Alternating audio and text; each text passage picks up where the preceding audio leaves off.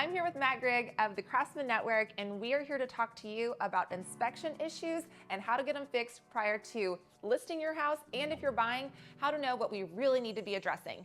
Listen for more. What the heck is Craftsman Network? Because we're talking about inspection reports, but where does Craftsman Network even come together with that? Yeah, so Craftsman Network is a construction company. We have a contractor's license. We're fully licensed, insured. And what we do is we work a lot with realtors through home inspection reports and resolving their IRSAs, which is the inspection survey addendum. So, as you know, you guys have a home inspection completed. The buyers send back the request for repairs. Right. What we do a lot with those is we're a one-stop shop. Sometimes we bring some light to some of the issues that come up. Sometimes we just have to show somebody how to use it. What's the line where you say, we're going from handyman, I can do this myself, to we really need to be hiring a professional? 90% of the time where structural issues come up during a home inspection, they're not scared. Okay, that's good. So if it's not a scary structural issue, then what is it? Okay, so a lot of times up in the attic, we may have a damaged rafter, we may have a crack in the brick veneer, things like that look to be like a big structural issue. A lot of times it's not. Okay. We can tuck point or fill the cracks in brick. That's a simple fix. Sometimes they do determine, depending on the cracks, it could be a structural failure. There's a difference between a house settling and foundation failure. Right, because every house is built, and just in case you don't know this, so they come in and they have to make the ground flat. And so then they have to make sure that that's compressed a certain amount. Yep. So that the foundation doesn't crack. But sometimes that does happen, and that's when we're talking to a foundation repair specialist. Correct. But in your case, you're talking about the veneer, meaning the stuff that just makes it look pretty on the outside. Correct. So all sidings are veneers.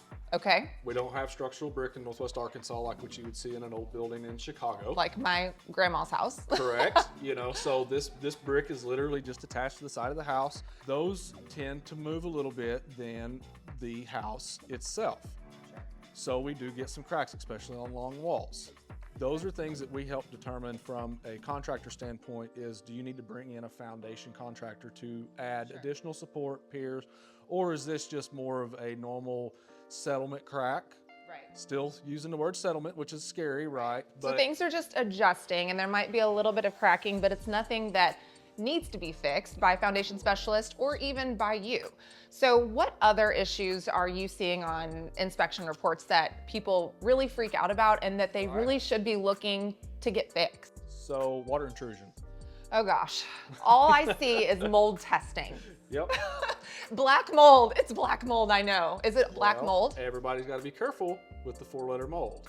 Okay. Because, I don't know what that means. well, all mildews are molds, not all molds are mildews. They are colorful. Okay. There's a lot of black molds. Okay. We do have our mold certificates. We've taken a lot of classes on molds. We can, from testing to remediation, because, here's the thing in the state of Arkansas, there's really only guidance over, like the real estate transaction and the home inspection. He has a set of guidelines or standards that you follow, where as a contractor, there's really not a set of guidelines that tell you which direction to go. So with mold, there is no guidelines in the state of Arkansas. On mold testing, you always want to make sure that the person that's doing the mold is certified in the testing procedure, because you can actually falsify a mold test. Do it wrong, you come back with it. I do the best I can as an agent. I'm a real estate agent. I'm a top producing real estate agent. And as much as I would love to pretend like I know everything, I don't. That's why I rely on people like you who do know your stuff. So how do I know that the people who are coming in to help are actually qualified to do what they're supposed to be doing? Yeah, so that's where, as Craftsman Network, we come in. You can provide us with reports that they send you, whether that be the home inspection report, a mold report, anything that they provide you, we can look at those, and then we help to determine, was the testing done correctly? Are the, things that they have found or flagged, are they frivolous, or are they, legitimate issues? Sometimes not even be frivolous, sometimes just the over concentration of the scary part, try to bring some light to that. Back to the mold, as far as I tell people, don't ever Google mold. It's your worst nightmare to Google, right? It's like using WebMD to diagnose your cold. You're gonna come back with cancer. Right. We just don't Google things if you don't have real education in it. You took the words out of my mouth. Oh gosh, sorry. Right? So I think that just stands to the legitimacy of who you are as a person and a company, because you're asking the extra question. Yes. I think a lot of people stop at the report and they freak out instead of being like, let's ask one more question to just validate what we're seeing here, that this is real. We have to. That's our job. Yes. That's your job. That's my job, is to get to the bottom of what is causing an issue, right? Right. It's very common for contractors to see somebody that is scared and Yes. take it to the 10th degree. Yes. Let's play off of that. Let's play their pocketbook. Let's play their emotions. Oh, gosh. And let's go in and just give them the whole, And then rigmarole. the house that they absolutely love, it falls through their fingers because of fear. And Yep. we don't want that. We want them to get the house that they love. So another thing, which I don't know if you guys do this, do you guys address any termite issues? No, so we Okay. actually don't do pests. So in the state of Arkansas, that requires a totally different license. So it's a pest Okay. control license, or they also refer to it as termites, as a wood destroying insect. Okay. And so those typically, while we're talking about it though, if you have a mortgage in Arkansas, your first initial real estate transaction requires for a termite policy to be instated and transferred over That's to the right. buyer for at least the first year. That's right. But there's no requirement For you to maintain it. renew it. Oh my gosh. So how many times have you seen where a termite policy hasn't been instated? and Yeah. The cost to get it started. The cost to get it started can be $500 to $1,000 easy whenever you're Right. selling your house. And that's a big cost if you're not prepared for it. What's it cost to renew it?